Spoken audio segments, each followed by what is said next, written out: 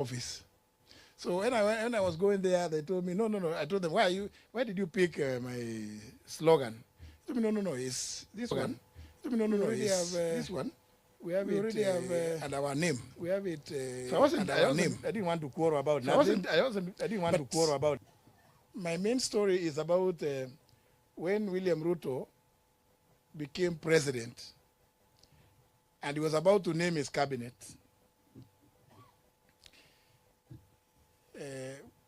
We used to have several meetings.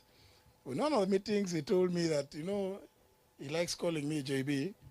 JB, I actually want you to be the Attorney General. Even as those of us who joined Ruto, we were saying we know him, Ben. We were saying we actually know him, but somehow there was an issue of we didn't know, we were not, actually I think we were not consulted.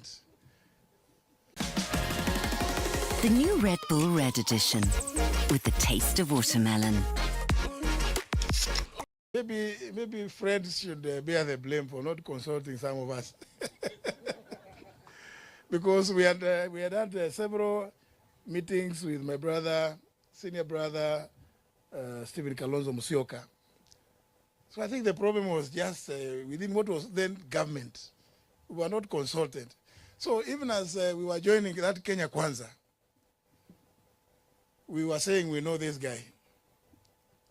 So when he proposed that I become the Attorney General, I told him no. No, I can't. I don't want to do that. I told him, my only reason of wanting to be in government is only one, that I put in 15 years in the judiciary, served 8 years as a member of parliament, and now I've done 10 years as speaker. All I want to, ndio nisikie nimekuwa kwa serikali. Mukisa ukitaka kukosoa mimi baadaye. If I sit in the national executive, but I don't want to be the Attorney General. And the matter ended there. 2-3 days later, my good friend, who was not only my classmate but my roommate, the current Speaker of the House, the National Assembly, Moses Masika Wetangula, calls me to some place, and we go, and he tells me that, I have your message. I asked him, from where? He tells me, from the president. I asked him, which message? He told me, when he mentioned to you that he wants you to be the AG, you declined. So I asked him, so what is his message? He's pleading that you did accept to be the Attorney General. So I decided, since Moses is somebody we've known for each other for so long, in fact, I began my working career, I saw somebody talking about Kebabi. I know the villages around that area. So I decided, let me tell Moses the truth. So I tell Moses, you know what? The reason why I would not want to do that job is because you and I know this guy.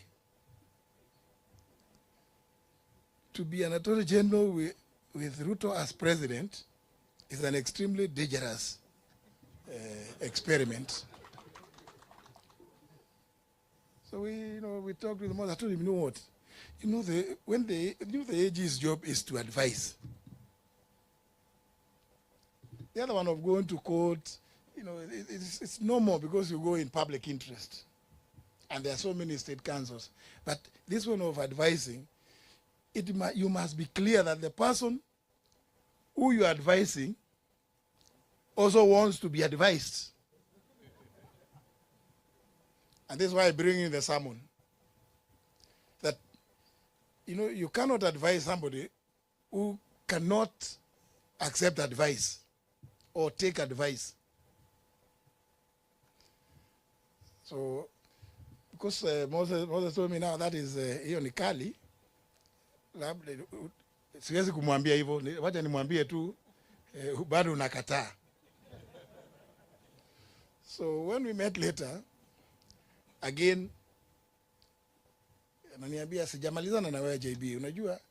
Tukaenda, najua anakunywa chai mingi.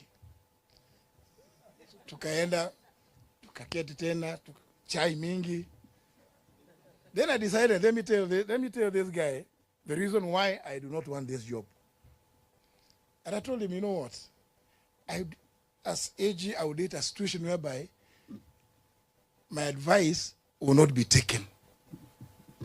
Because I cannot advise in a manner that is inconsistent with the provisions of our constitution. And what I fear about you, now I told him direct, is that, you know, I may give you advice which you may not like. Na tutekosana. You know what the guy told me? Exactly, JB, that's why I want you there.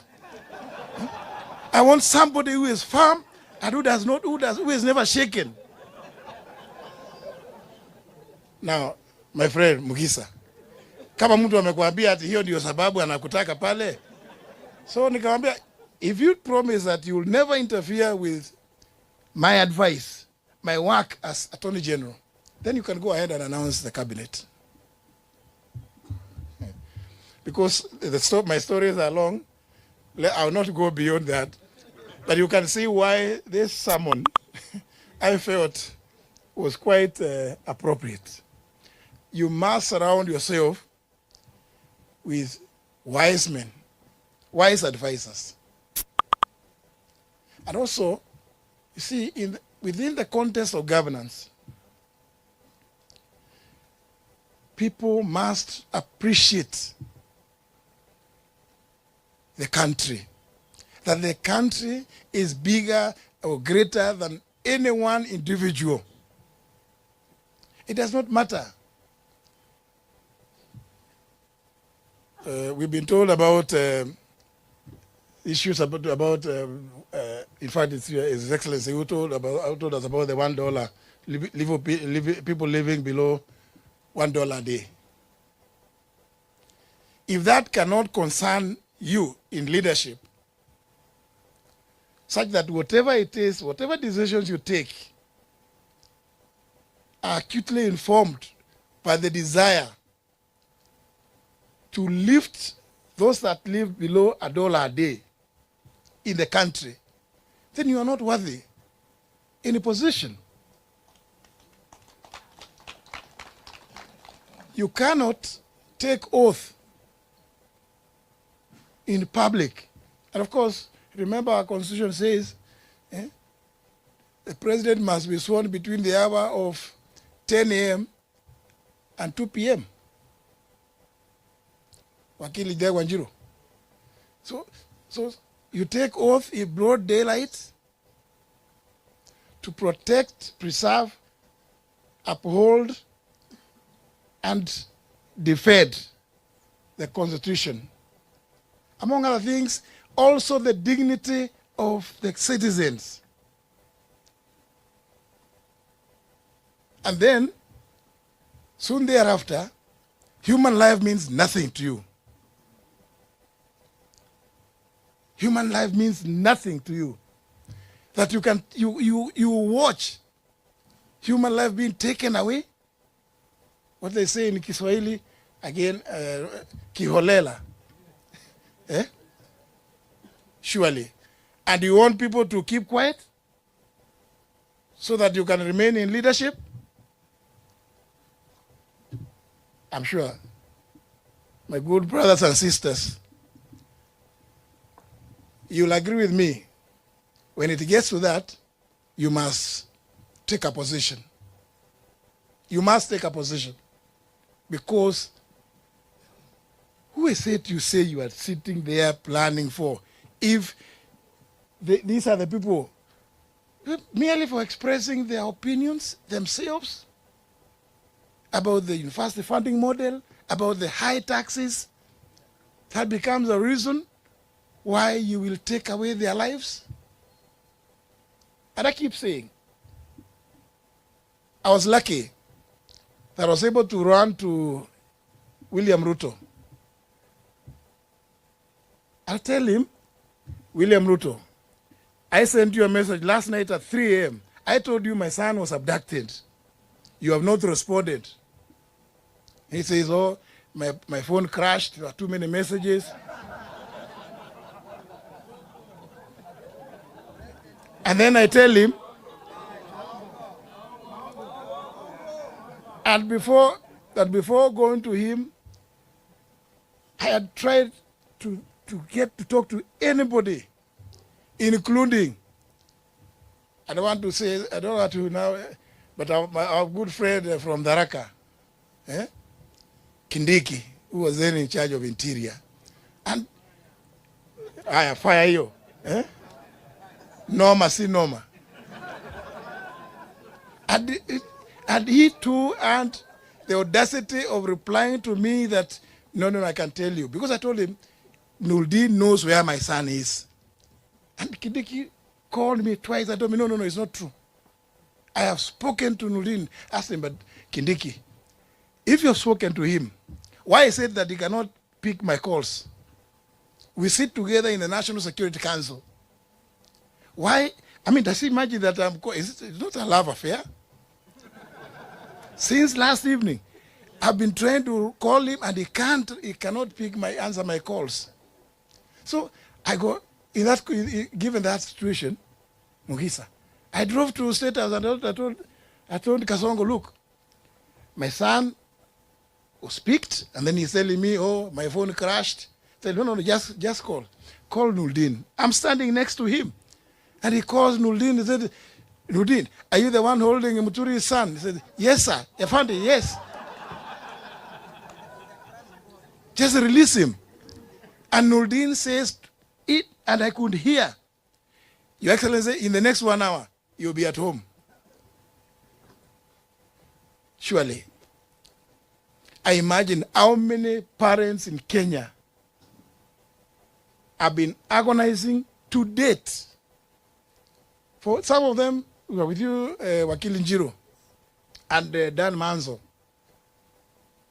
Some of them they don't know where their children are. They disappeared without trace to date. They cannot reach William Ruto. I was lucky. I was able to reach him. But isn't it obvious? Does it require any dons? If he calls this one person and he tells him, release him, do we need to go out there asking who has been abducting these kids? I mean, and remember when he was challenged on 27th of December last year at Homa Bay by Raila, he said, I'm going to edit. Much later this year, at the visit, at the press conference they held with the president of Finland, in answer to a question by one of the journalists there, what did William Ruto say? All those who had been abducted have been released and taken to their homes. So Kenyans, do we have any doubts as to who is abducting? Because how would you release somebody whom you don't know where they are? I mean, it's obvious. And then when you turn around and purport to set up a committee, that reminds me, Council Njiro Ndego Njiro, the Latin maxim, Memo Judex in Cosa Sua. You cannot be a judge in your own cause. William Ruto, we have tremendous respect for Makawa Mutua. Makawa Mutua is somebody we respect. In fact, we were with him in the university. He was a year behind me. But surely, because we know people go through, tunaambiwa siku hizi kuna mwosho moja. I think Makao, my good friend, ameoshwa moja, na hapo ndio shida ya Kenya imeanza sasa. Because it is not possible for you to say you are going to do a framework for compensating those who may have been injured or killed during the protests. It is not possible. I'm going to sit and I want to listen more to these great people, Your Excellency. Thank you very much for listening to me. Well done. Thank you. Umesikia jamba kabisa. Well, before I call Fred, I talked of building a team. One Kenya, one nation, one team. For one term. Sindio? So we cannot drive this narrative if we are going to have contradictions between ourselves. So our advice is to those working with us, those in the Wiper Patriotic Front, those in DCP, those in DP, those in Jubilee. By the way, I forgot to bring the greetings of Chairman wa Jubilee, Saitoti, Terome, also with us in the summit. So please assist us, Wakili Ndengwa Njiru. If you have any information about any of us, because we must always check with the principals. You know what I'm talking about. Today I'm supposed to be Kofi Annan between you and Fred, and also between Fred and our brother, Ben Momanyi. You know, when we go to Kisii, we start singing to keep Peter Narok, Ago, Ago, Ago, Ago. Ben Momanyi, Ago. We need to build one team. So that respect is so critical, so critical. Let's not begin to dismember our unity even before we begin.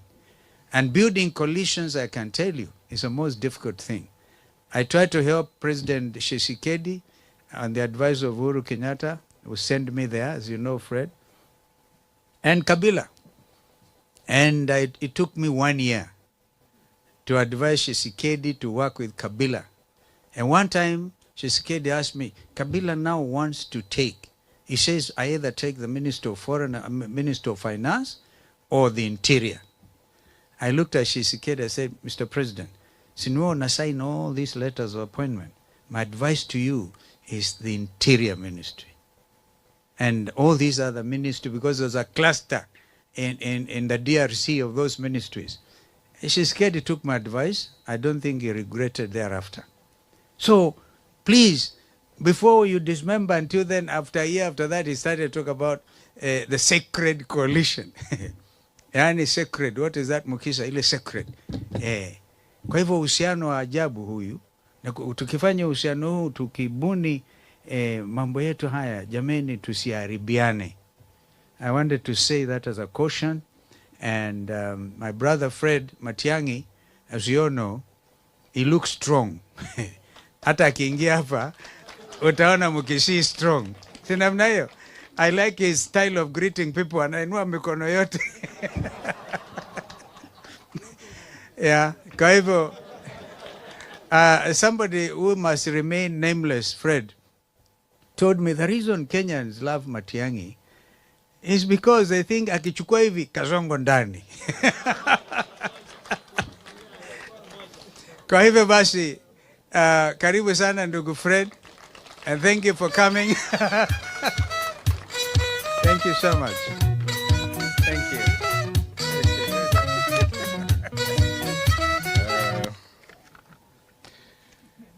I'll also be I'll be very brief. I'll speak for less time than my predecessors because they've said all the wonderful things I was going to say. My elder brother and my friend, Your Excellency, Vice President Kalonzo Musyoka, my other elder brother and friend,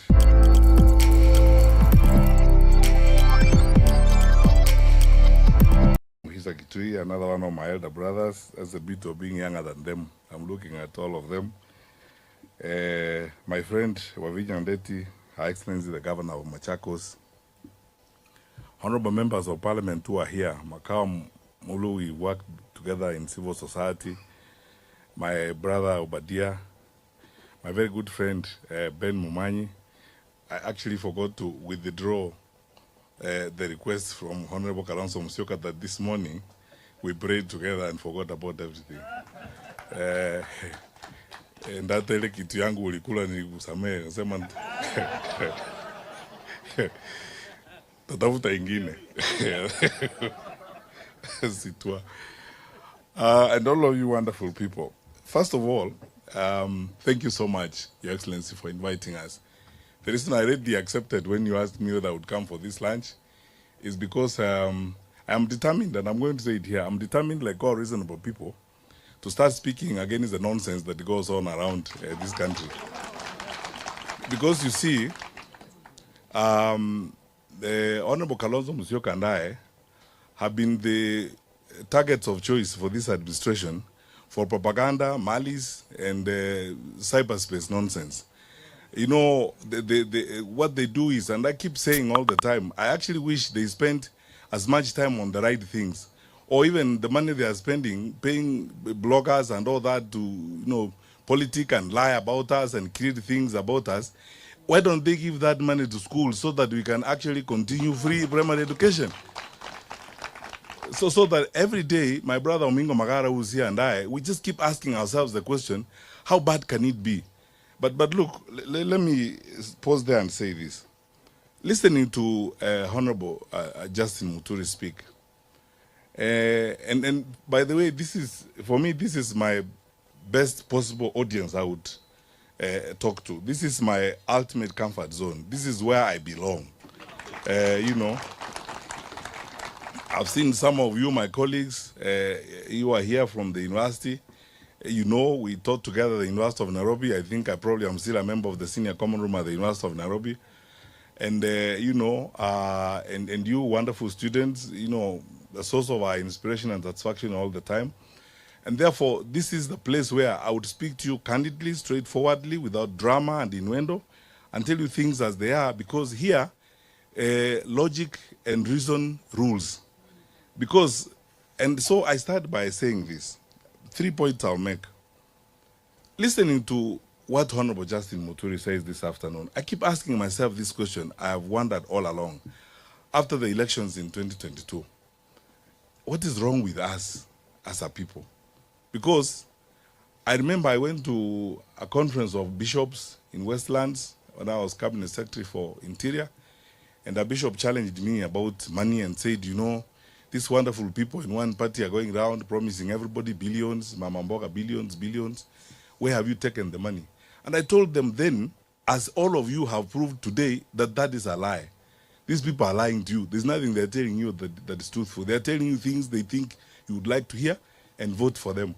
And I can almost swear to you, they will not fulfill any of those things they're telling you. They're just lying to you. These guys are just liars. That's how I coined the outbreak of lies after the COVID-19 outbreak. The campaign was characterized by an outbreak of lies, you know, people running around the country lying.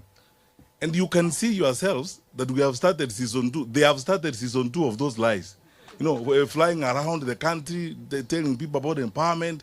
I mean, what will 64 shillings do to anybody? Or 100 shillings?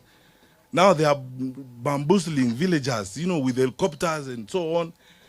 You know, you're smart people. I mean, you more than anyone else as educated people who have engaged in research, who analyze information.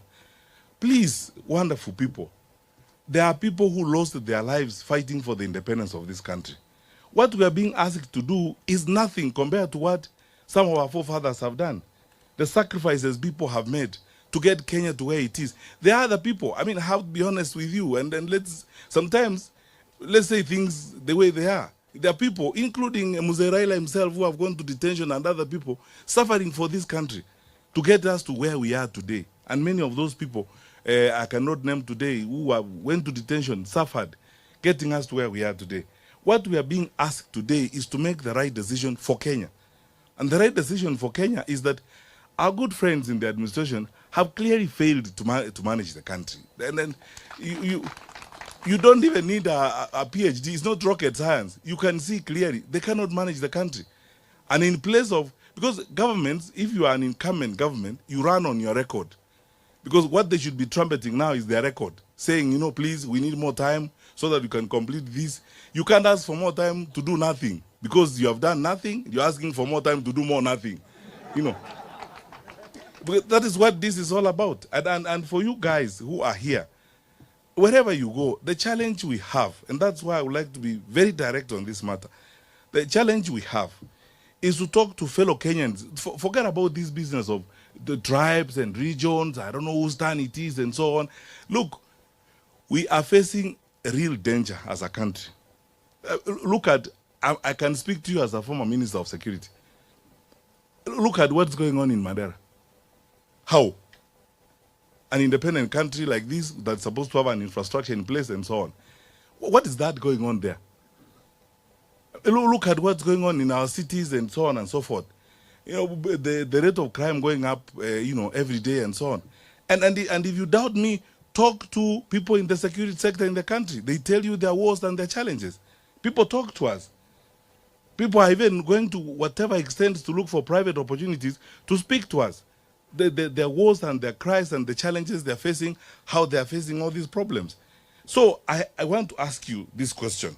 Surely, you're all intelligent people. We are all intelligent people as we're here. What are we waiting for? Do we even, Honorable Kalonzo Musyoka, do we actually need to campaign? What do you want us to tell you? You know, President Kibaki used to say, unataka tukuambie nini? What do you want us to tell you? Yeah. Yeah. What do you want us to tell you? Honestly. That describe what you can see what is going on in the country. And then you see all these dramas that are going on, you know, because the character of people who cannot deliver is clear. They will dramatize everything. They spend all their time on nonsense and the things that they lie. They use excuses every day and so on and so forth. I was in the US when I saw a letter. They have choreographed a letter purportedly from the chairman of the AU addressed to the head of state here to nominate or appoint Kalonzo Musyoka to go and do something in Western. You know, it takes time to pay people to spend time on that kind of nonsense. I mean, for a country that is supposed to be going forward, that's what they are spending time on now. If you look at the amount of money they are spending, those of you who come from Kisii, you know this. 2 months alone, the deputy president and some group of people have gone there 9 times, a record 9 times, supposedly for empowerment. 100 shillings, 64 shillings, you know, hustling villagers, we are empowering you, and so on. I mean, by the way, you don't even need a meeting. When you work, you don't need a meeting. Your work will speak for itself. Amana mnagani? Yeah. Your work will speak for itself. In fact, you will not even need to ask people to re-elect you. People themselves will be saying, let's give these guys another term. If they are going the way they are going, let them complete what they are doing. So, but what are they going to complete? Nothing. Give you more time to complete nothing. I mean, so, yeah. So that is it. When my brothers and sisters, I want to speak to you from the depth of my heart. We are in this, Honorable Kalonzo Musyoka and these brothers and all of us, we are not in this because we are bored or we have nothing to do with our time. We are in this because we want to make a contribution, because we are shocked at how our country is going down. That's all. And you can see it. It's not. We're not coining it. We're not inventing it. You have pay slips in your pockets, don't you? And you see what. So, sasa, as President Kibaki would ask, sasa unataka we unaona na unataka waambiwe. We tell you. What do you expect from us to tell you? Time is here for this country to be in the hands of different managers. Our challenges and our argument is based on one thing: management. This has nothing to do with hate or anything else. And that's why, personally, I don't spend so much time on a lot of innuendos. I would like to focus on solutions. How do we get ourselves out of this? The horrific stories you hear in the education sector that are going on, no one knows that better than you guys. But what we are seeing in the country. I mean, we talk to teachers, we are with teachers, school principals, parents every day. And you keep asking yourself the question, what actually is going on? And so what do you want to hear? All those parents of Kenya, all the teachers of Kenya, wherever you meet the teachers, ask them a simple question: do you want to continue this way? If your answer is no, like mine is, and Kalonzo and everybody's answer is no, then you know what to do. This is a case where I honestly think we shouldn't campaign. Those who should campaign and are spending money on social media, insulting us, creating meetings for us that we don't even know, lying about what Kalonzo has done and had not done, lying about where Matiang'i is seated, vis-a-vis Kalonzo's position of sitting. You know, people have nothing to do. Yeah. People spend time on pettiness, you know, and it's small, you know, how did we become so small-minded as a country? That those are the kind of things we spend time on now. And now we are being told about those. Let's go forward and build our country. We have a duty to build our country. And here is my ask of you, wonderful people. For us, as leaders who are meeting the opposition and those that we will meet as we continue, I've said several times before, if you are betting on our differences, you will lose your bet for sure, because we are not going to disagree. All that propaganda and all those stories you hear being coined every day and so, they're intended to either annoy Kalonzo or annoy me or annoy Kalonzo's supporters or annoy my supporters or do something. Oh, you know, I don't know who's annoyed. How do you know? I mean, you are not God. How do you know who among us that is annoyed? You keep peddling lies, you know, and so on. We are determined to make our contribution and make the ultimate sacrifice about how we will save this country and redeem or save this country from the hands of these people. You know, people advise me these days that because I'm saying I'm aspiring for the president, I should change my language a little bit. Because I would say some stronger things. Because some of the things you see are shocking. Because how a country, I mean, a country of our size, and you know, Kenya, we have everything going for our country. You guys know this more than anything else. I was in the education sector. We have a very educated population, very patriotic people who love their country. Kenyans are very hardworking people. They really want to do good for their country. All they need is trustworthy leadership. You mean what you say what you mean. It's long since we had a government that you could trust. That's all that Kenyans are asking. And because they can't be trusted, we are telling you, trust us. We'll give you our word and we'll keep our word. Trust us. And we will level with you, not verge or hide or hibernate or tell you stories in place of work. And we will not come to you and begin to lie and pretend about things, you know. Listen very carefully. There must be linguists in this audience, you know, students of linguistics and researchers. I want you to listen to the language of this administration when their leaders speak. It is actually, it's called street corn language, you know, where they say, tumeunganisha waya, tumetenga, you know, that's, that language is non-committal language, non-responsible language, language that you cannot ascribe responsibility to. Very evasive language. You know, people who do things, they come forward to you as leaders. Like Honorable Kalonzo Musyoka stood here and said, I have done this, I have told JB this, and so on. Or JB says, I did this, I asked this question, and so on. That's what responsible people do. But those who are evasive, who evade responsibility, they draw in that language, that evasive language. And kuunganisha wa is now what? You know, the way they behave and so on. Kenya is better than this. We are better people than that, I believe. So, thank you so much for this audience, and Your Excellency, you have led the way. This is what we are going to do for several days. We agreed. A consensus building, having small group meetings like we are having here today, talking to you and listening to you, getting ideas from you. Dr. Moyo, thank you for the sermon. We will surround ourselves with you, smart people, advising us on what we need to do. And we will do this until that time when we get to a point and say which one of us is going to be the captain to lead the team for transformation. And we will continue to work together. And you are friends because you have nothing to run on, you have nothing to defend. It's only propaganda you can do. Please carry on, because in any case, you must find something to do. So if that is what you are found to do, carry on with it. As we carry on with the plan we want to build and the platform we would like to build to move our country to the next level. And we will soldier on as leaders outside of government. And finally, my brothers and sisters, I say this every time I have an opportunity to talk to Kenyans.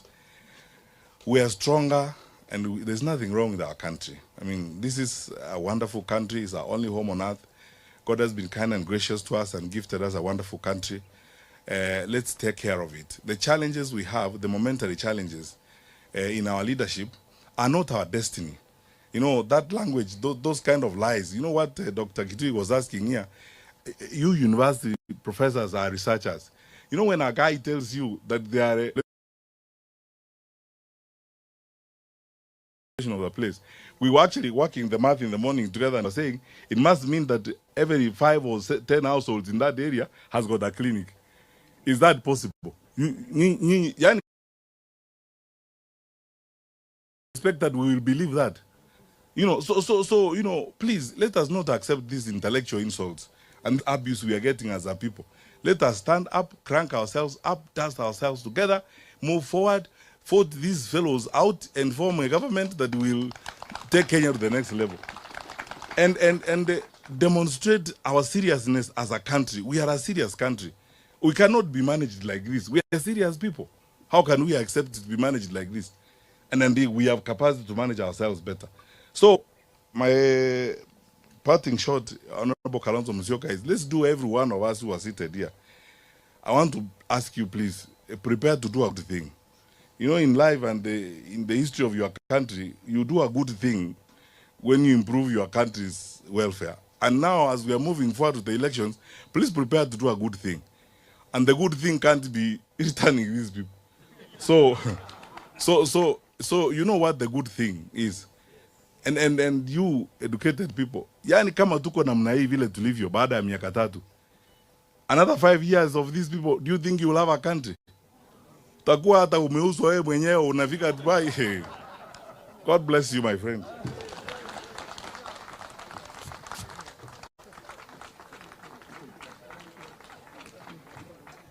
Wow. Asanteni. Asanteni sana. Thank you so much. Waliomba taenda kuomba tena. So now I think we need to continue. I think that those who have to leave, we'll give them permission to do so that we can continue. As I was talking,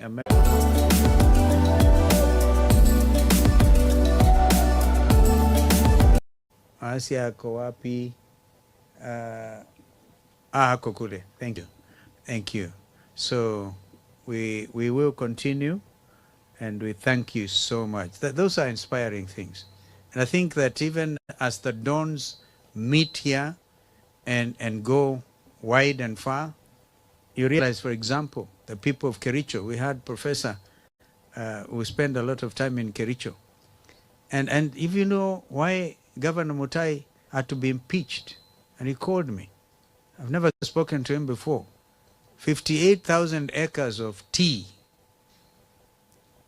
Tea, 15,000 acres under tea.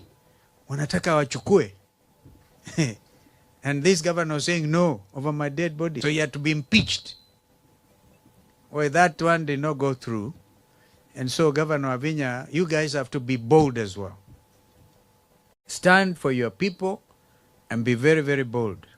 So tunaomba tu kwamba tuende. You know, I'll tell you, Fred, before you go, where you are here is Yata Farm. It's hardly 300 acres, hardly. And it was bought from one part to get to Thika Superhighway, bought from a lady called Janet Chirchir. She lives in the US. Her advocate was Kip Kenda, right? I think Kigan, actually, in that transaction. And below the furrow, it was owned by Major Langat. And this is land in Machakos. We bought it. When I ran against Kibaki in 2007, there are people saying Kalonzo grabbed NYS land. That's the only thing they talk about me. I've given you the truth. Bought with a bank loan, stamp duty paid, kila kitu. And one time I challenged William Ruto. Actually prepared all these things and took the DCI and I said, these are the documents. Now bring yako. Tuambie ile ya Murumbi na ile ingine ya Taita Taveta na ingineko. What is all this? This insatiable greed for grabbing land. But Fred, we have work to do. lest we are accused of just saying one term and no term or whatever. We have serious work. And that serious work will mean stopping this grand corruption. Really, it is so grand, na hiyo kwamba hiyo ya kina Duale na wengine, is so blatant that we have to stand and do something. Actually, Kenyans are watching. Tutafika lini hiyo 2027? Asanteni sana. Vijana watawawa tena, tutakataa. Asanteni. Let me see our visitors off and chairman endelea. Haitawezekana sisi kufaulu kama Musa na Waisraeli. Nafasi ni mwakilishe wakili Ndegwa, karibu. Are you with us? Are you with us? Are you with us? All protocols observed. Mine will be very brief. I first of all have to recognize my party leader. Ananiambianga nyamwenu ngakitaka kai chata ekomie. Mimi nimelala kichaka ya Wiper. Na Wiper sisi tumebadilisha, tunajiita Wiper Patriotic Front.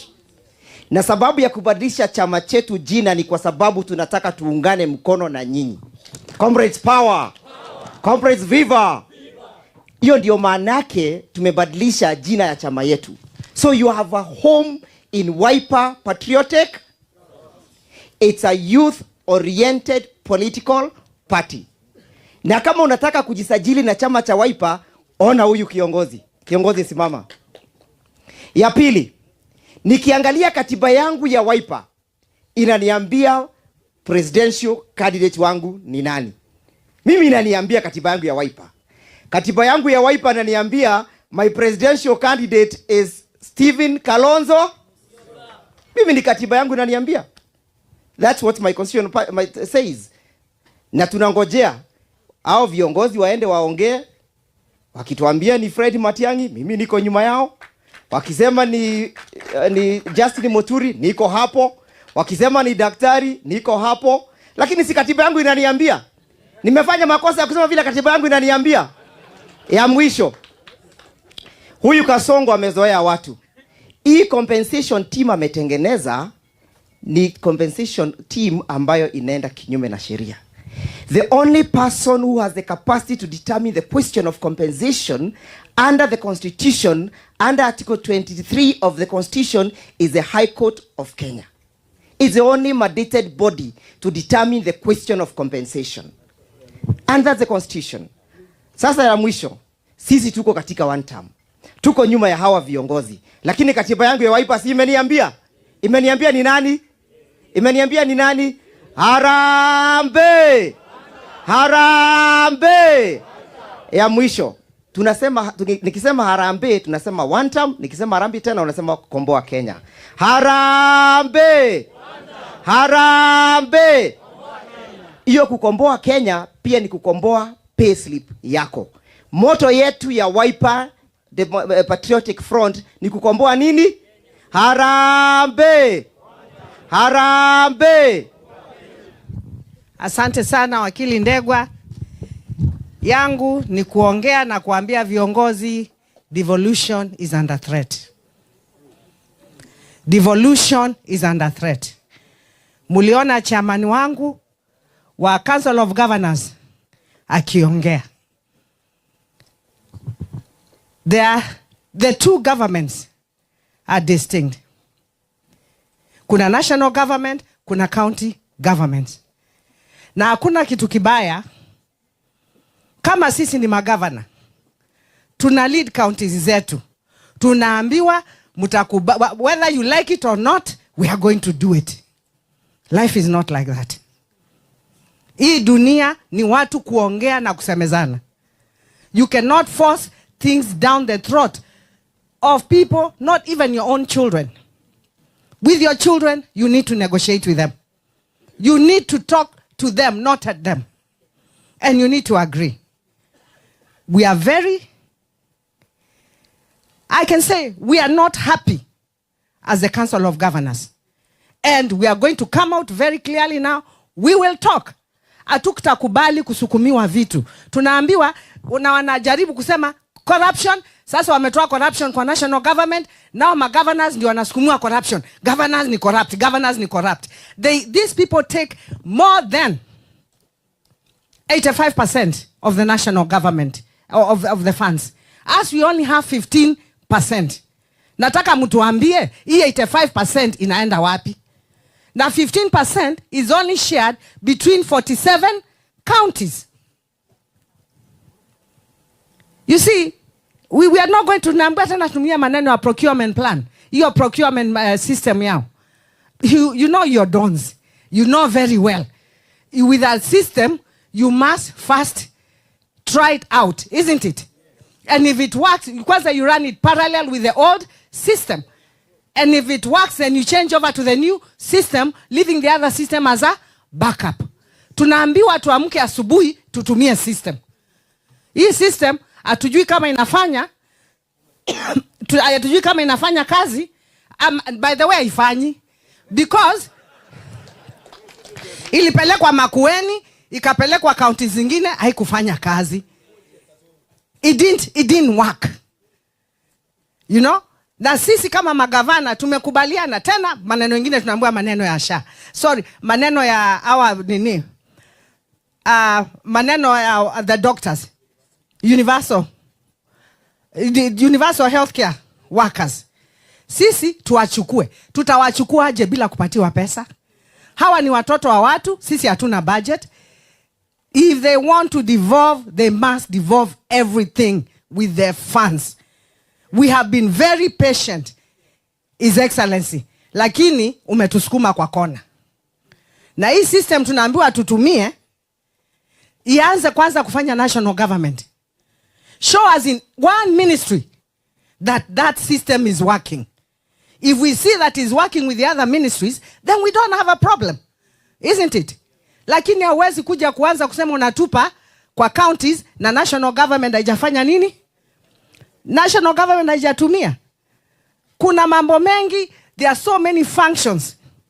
Zile ziko suppose kukua kwa county, bado ziko kwa national government. Agriculture is devolved. Why would fertilizer be bought from the national government? Tunaelewana? Markets are devolved. Why would markets be built by the national government? And at the end of the day, they have to come to us to show them the land where they are going to build the markets.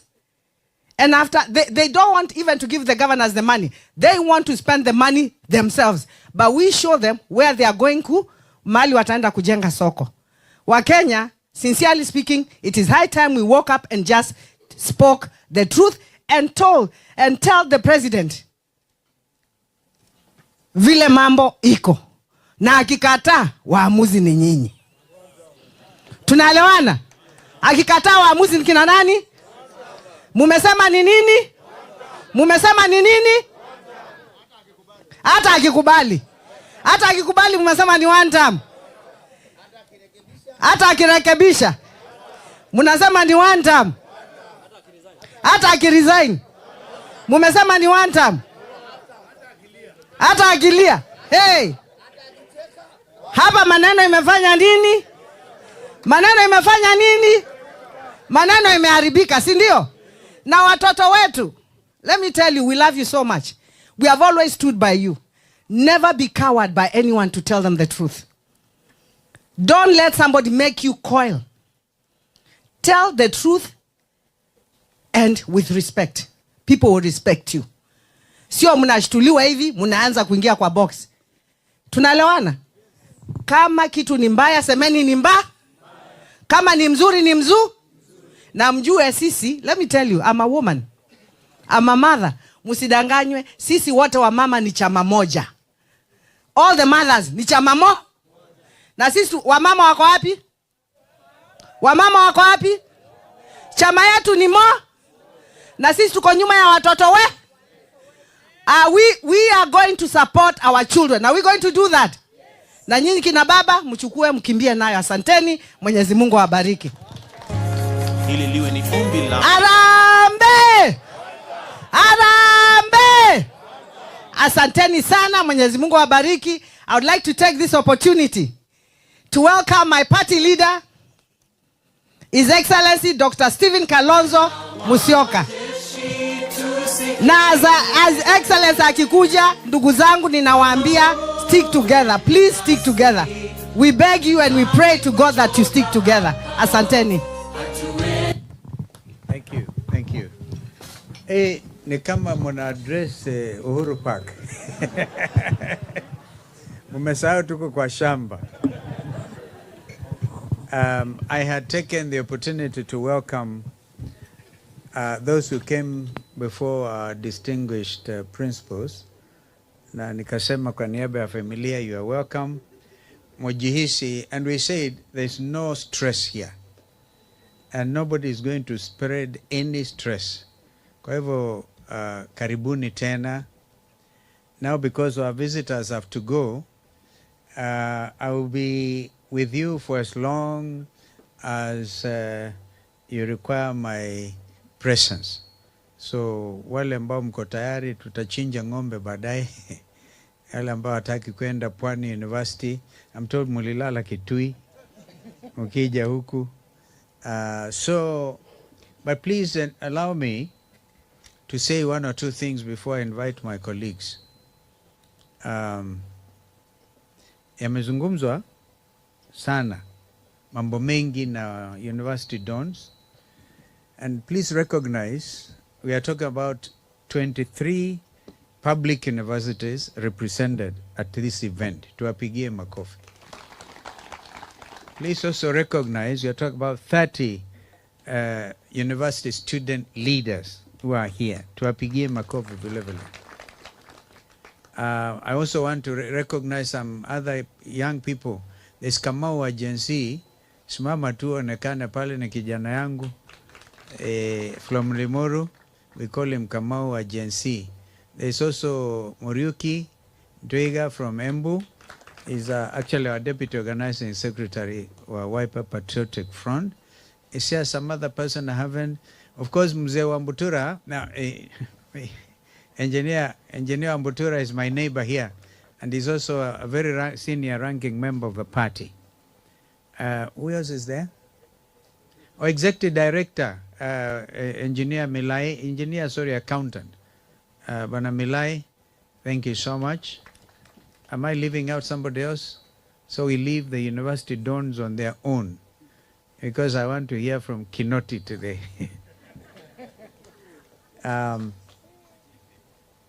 Our country is in a messy situation. Na si ule messy mchapa kandanda. It's a very messy situation. I heard yesterday William Ruto akiwa Mombasa akisema that their economic model is working. I don't know how many of you saw that. When he bought a cow for 1 million shillings, and then he said the economic model is actually working.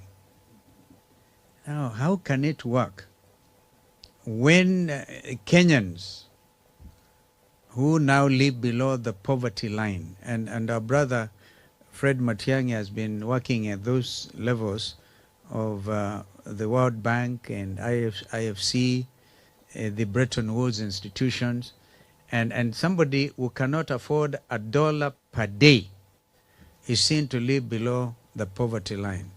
$1 per day is today 128, 130 shillings.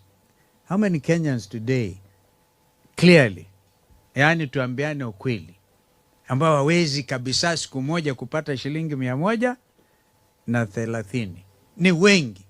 So hiyo namba sasa imeteremka to levels that are not even describable. And yet, tunaambiwa uchumi unafanya vizuri. Now, let me tell you the truth. Kasongo's government is rated at just about 20%. I think I'm generous. I remember that 20%, Governor Vinya, because we said when I was co-chairing NADCO, right? Remember NADCO? Which they are now trying belatedly to do something about. That at least let us increase mgao wa serikali za counties kutoka 15 to 20. That is in our strong recommendation. But these guys are not even able to implement what they asked us to do. And they say the country is doing well. That actually is like living in a fool's paradise. And Kenyans are not foolish. Kwa hivyo, mimi nataka tujue kwamba wakati moja nilikuwa waziri wa elimu. My brother Matiang'i at some stage also became Minister for Education. There are several things we did in conformity with international statutes. At that time, we had a conference in Jomtien. That's a country, a place in Indonesia, when the world agreed to the concept of lifelong learning. So you really cannot stop going to school or learning. The Jomtien Declaration. And then at about that time, child rights were the issue, the main thing. So I had the privilege to outlaw, as Minister for Education, corporal punishment in all our schools. Well, I remembered also, as a Christian, the Bible tells me, you spare the rod, you spoil the child. Now we have to do a balance. The balance is, you do not have to use literally a cane to dismember a child, kumpiga kama mnyama wa porini na vitu kama hivyo. Even today, I'm sure, there are some schools where corporal punishment is practiced differently. We did that. Just like we did start I actually appointed the first chief executive officer of the Higher Education Loans Board. And a lot of us in the leadership position actually went through that. We used to call it boom. During my time, it was 6,000 shillings or something. And it was useful. In addition, we used to have decent catering services at the university. CCU, Central Catering Unit. Today, even living standards in our public universities are in a pathetic situation. There's not much honor in being a university student. And yet I'm reminded by my brother Muturi when we are discussing. Those days when you qualified to go to university, I think Fred, you also mentioning, your name would appear in the newspapers. Mpaka villagers wanaona unabeba a gazeti yako in Embu, they will go to buy from Kanyombora to buy in Embu na kwenda unaringa, angalia jina yangu kwa newspapers. Therefore, the dignity of being a university student today is absent. And quality higher education, zero. I must remind us that the right to education is a basic human right. It is one of those, Article 43, is it, Wakili Ndegwa, those rights, like the right not to sleep hungry. So, let us not play around with it. The only reason we are able to gather here today and feel stress-free is because of Constitution 2010. We saw William Ruto and Raila Odinga and a few others go to celebrate Katiba at 15 years. Oh, some of them said no to that constitution. We know it. Said no. So because to have a spirit of constitutionalism, you really have to, it was Okoth Ogendo who taught a lot of us land law, for those of you who studied law, that you can have a constitution without constitutionalism. And that is lacking in this administration. What this team is trying to do is to say order, like Muturi will tell you. We have a constitution, our guiding document. And we are going in the next...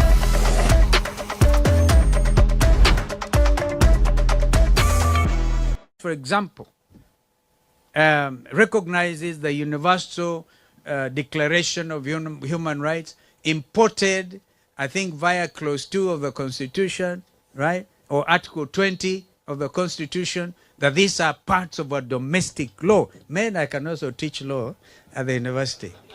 All right? Okay, so, but that is why we are here. Nobody can interfere with this thing. But we're also seeing intolerance. Yani wakisikia mtu anaita Gachagua, hawezi kulala. Kisikia Rigiji, kwanza kisema one term, wanapatwa na wazimu. Now all of us are saying one term, not just Gachagua. How many of you are saying one term? Yani you mean it? Yes. Sema one term. One term. That's what it is. Weka ongo. Gachagua is not here. By the way, we bring greetings of all other colleagues. We took the decision just the other day when we met at a half-day retreat to say we come, and very quickly my brother Muturi said you come. Our brother Mukisa said he was coming, although he's having a traveling spouse and himself also trying to go out of the country. And then our brother Fred was the first to say, I am coming. So I want you to know, please accept greetings, Rigiji. Munasipokea? Mukituona hapa, we are all together. When we have agreed, I think it is Mukisa, if I can paraphrase you. You said, first of all, you must have the team. The team. Right? And the team is building up strongly. So mukiona tukikula pamoja na we are building this team. Because Fred was out there in the World Bank. We didn't have time with him. Somebody showing me something? Okay. And there's also, of course, Mother Karua, our sister Mother Karua. And Altuma pia salamu zake. Mother has been here. I'll tell you a true story. I was here with Mother Karua, I remember very closely, and George Wanaina of KANU, Secretary General, and believe it or not, Moses Kuria, tulikuwa hapa. Nikampatia kila mmoja mbuzi. So mkiona Moses Kuria mwambie nimemtumia salamu kutoka shamba. Na wache kufanya hivi. He is either with us or he is not with us. And who else have I left? Eugene Wamalo, kijana wa DAP Kenya. He is also with us. Natembea was not with us on Monday, but of course is part of the team. Kwa hivyo, this team is strong. You know, they pray every day kwamba tutawanyike. Na tuambia, no, we know what those things that bring us together. Those ideas are solid ideas. And we know that if we do not hold together, we will have let down the Kenyan nation. And we can't afford it. We can't afford it.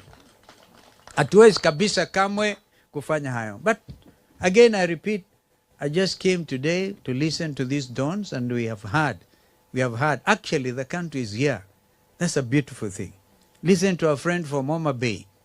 I can tell you that I spoke to Kenyans in the diaspora this last Sunday, virtually, from all over the world.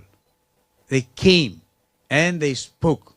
A lady called Akinyi called from Canada, and she said she will be running on Wiper Patriotic Front for the seat of Rachuonyo. Was it Rachuonyo? I think it was Rachuonyo.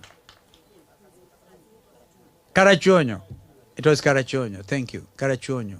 So I wanted to know, even our friends from Luo Nyanza, how if Baba is under the ballot, what reason do those people have to support Kasongo versus Kalonzo kwa mfano?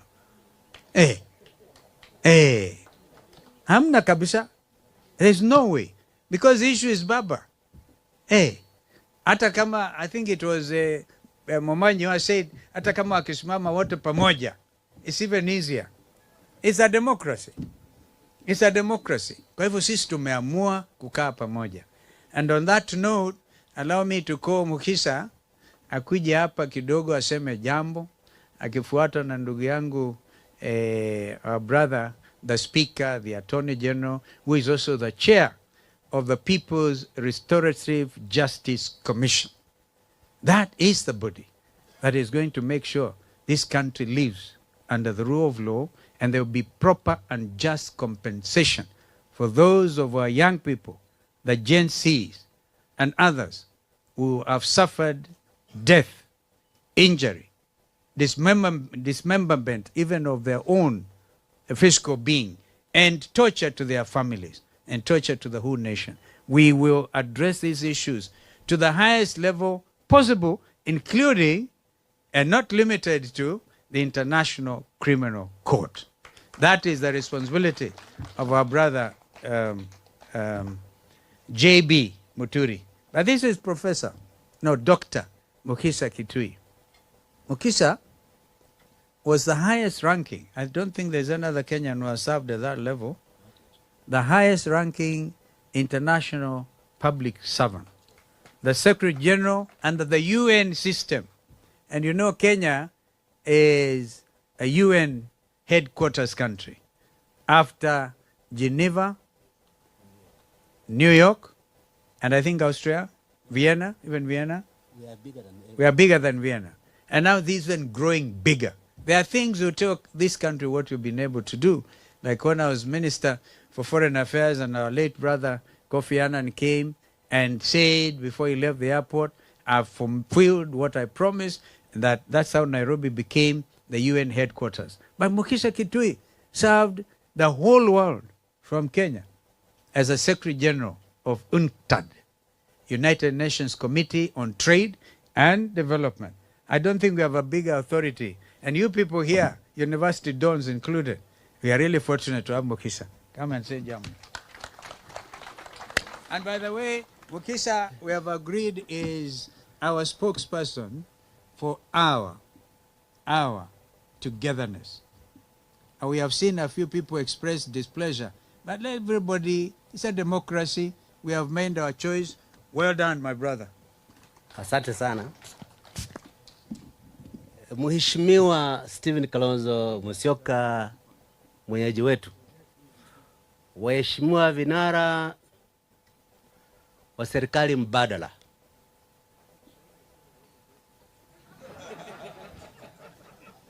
Waheshimiwa wahadhiri, wakufunzi, watafiti na wasomi.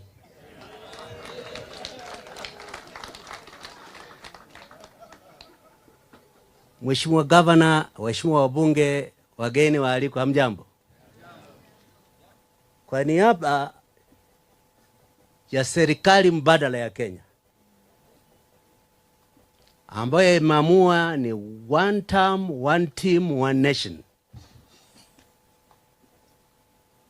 ningependa kumshukuru mwenyeji wetu kwa kitendo endelevu na kielelezo kwa wengine wetu kwamba mzingi bora wa uwiano katika siasa ni kutafutana na viongozi wa fikra, utafiti na upembuzi wa kinifu.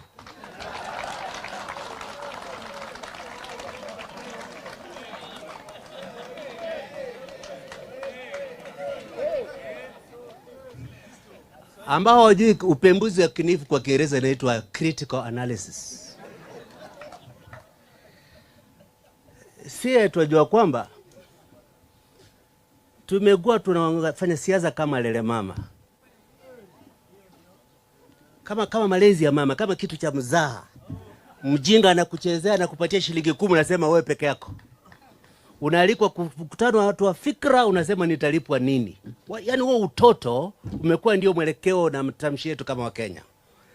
Lakini vile mwenyeji wetu amesema tunapitia pahala nyeti. Pala ambapo mle mzaa tumeufanya kwa miaka imepita hauwezi ukaendelea tena.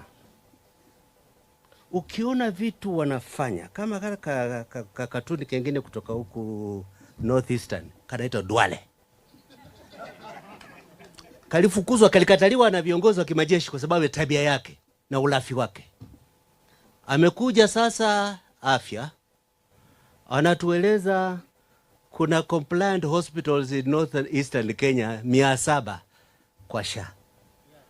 Na uliza population ya Northeastern iko kiasi gani? Kuna hospitali ngapi kwa which percentage of the population? Yani mazoea kwamba ukiiba na Ruto anakubalia, inaalalika kuendelea kuiba zaidi hadharani na kututuzi ukicheka.